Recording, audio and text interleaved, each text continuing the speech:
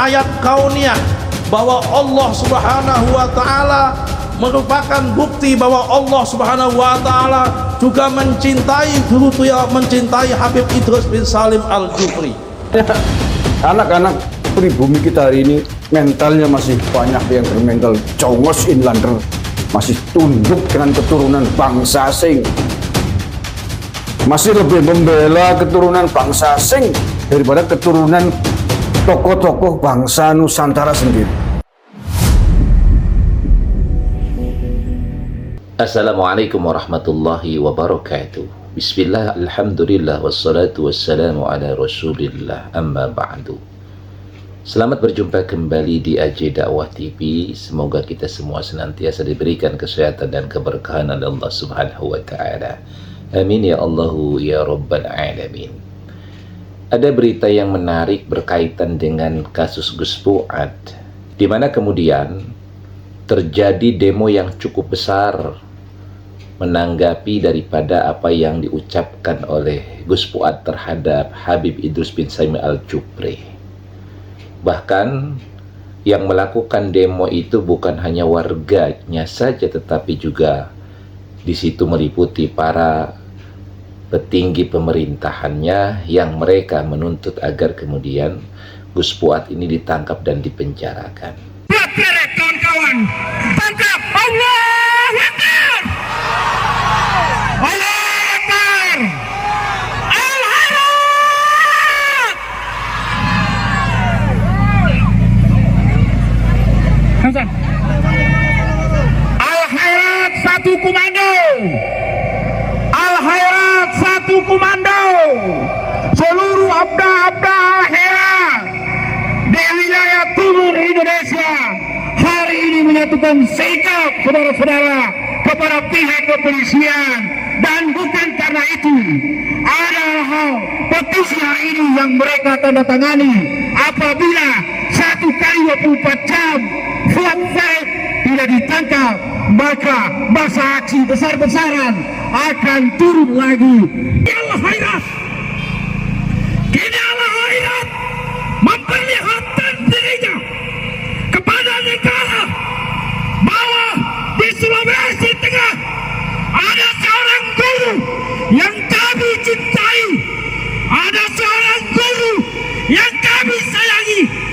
Namun hari ini dengan terang-terangan segelintir kelompok yang melakukan tindakan-tindakan yang di luar batas dan luar nalar dan pikiran manusia.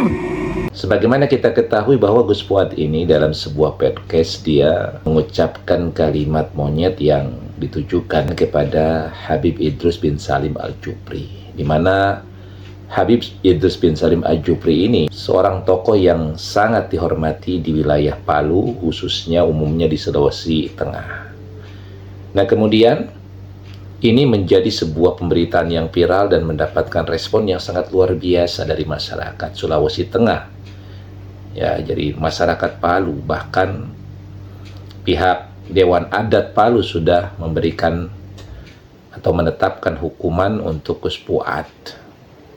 Nah, demo ini kemudian besar, sungguh luar biasa. Ribuan massa berkumpul untuk menyuarakan satu suara, yakni berkaitan agar Gus Fuad Pleret kemudian ditangkap. Melihat hal yang seperti ini, kemudian Agus Mar, salah seorang tokoh di perjuangan Wali Songo Indonesia, yang beliau ini juga adalah pemilik dari channel KBN Nusantara, beliau ada di Banyumas, maka responnya sangat luar biasa dengan nada penuh kekecewaan dan keprihatinan terhadap reaksi yang dianggap sangat berlebihan dari masyarakat Palu ini, masyarakat Sulawesi Tengah ini. Kenapa? Karena sebenarnya apa yang diucapkan oleh Gus Fuad itu hanya sebuah ucapan yang mungkin tanpa disengaja dan sudah diklarifikasi dan minta maaf Gus Fuad secara terbuka. Tetapi kemudian digoreng dan direspon dengan sangat luar biasa. Padahal kita paham bahwa nasab habaib ini sekarang lagi dalam masalah yang memang dalam polemik, sehingga kemudian reaksi daripada masyarakat Palu ini dianggap terlalu berlebihan. Ya, jadi hanya sekedar disentil tetapi reaksinya sangat luar biasa. Dan yang disentil itu adalah bukan orang pribumi asli. Dia adalah turunan Ba'lawi Yaman. Tetapi memang di wilayah Sulawesi Tengah itu, Habib Idrus bin Salim Al-Jufri ini cukup memiliki nama, sehingga yayasannya sampai sekarang terbentuk, yaitu Al-Khairat. Nah, ini yang memicu dan memacu masyarakat Sulawesi Tengah, terutama kota Palu, terutama juga Al-Khairat, kemudian melakukan respon. Ya, jadi kalimat monyet dianggap penghinaan. Jadi kalau ada orang bilang monyet sama orang tersebut, apa sama seseorang, itu dianggap sebagai merendahkan harkat dan martabatnya. Nah, ini yang kemudian disesali oleh Gusmar dan dianggap sebagai berlebihan. Ya, ketika seorang yang bukan pribumi dihina, reaksinya dari orang pribumi begitu luar biasa. Tetapi ketika Kiai Nusantara kita dihina, maka nggak ada reaksi. Sepertinya mereka tidak ada rasa simpati, apalagi empati, apalagi demo. Tidak ada. Ini yang kemudian digambarkan atau dikisahkan oleh Gusmar yang sangat kecewa dengan apa yang dilakukan oleh orang pribumi yang ada di Sulawesi Tengah, khusus di kota Palu. Kalau penjajah Belanda dulu menggolongkan anak-anak bangsa, warga pribumi Nusantara sebagai kelas 3, inlander, disejajarkan dengan anjing.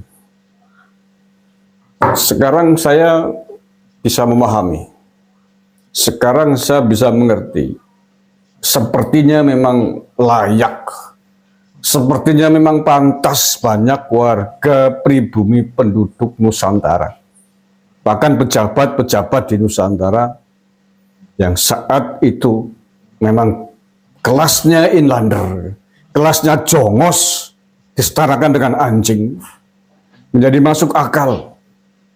Kan terbukti pada hari ini keturunan-keturunannya juga masih bermental inlander, masih bermental jongos, masih bermental budak, sekelas dengan anjing,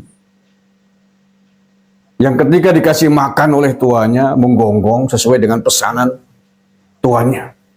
Bisa mengerti sekarang. Layak, pantas.